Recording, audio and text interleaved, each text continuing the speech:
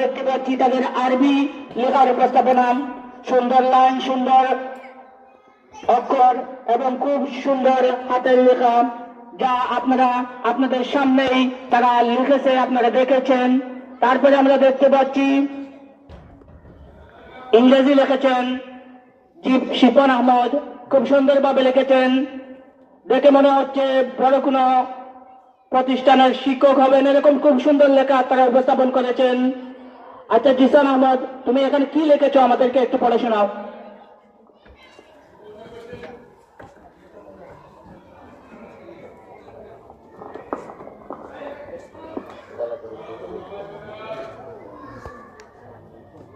বিসমিল্লাহির রহমানির রহিম।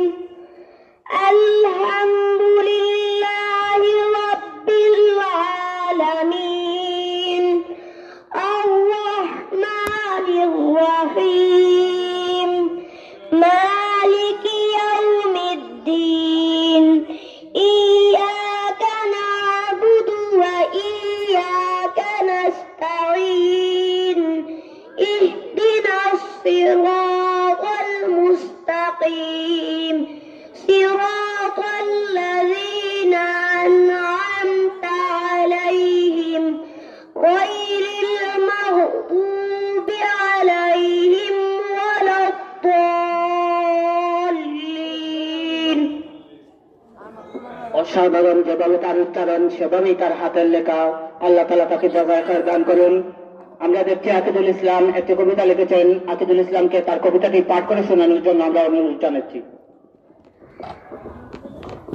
রব্বুল আলামিন শেখ ফজলুর রহমান, ডাক্তার হলো, ফজর হলো, ডাকছে মুয়াজ্জিন। ঘুমের চেয়ে নামাজ ভালো কায়েম করে দিন। উজু করে কাপড় পরে মসজিদেতে যাই। আল্লাহ হলেন সবার বড়, তার বড় কেউ নাই। ধন্যবাদ আকিদুল ইসলামকে। আমরা দেখতে পাচ্ছি বোর্ডে লেখা আছে শিপন আহমদ খুব সুন্দরভাবে লিখেছেন।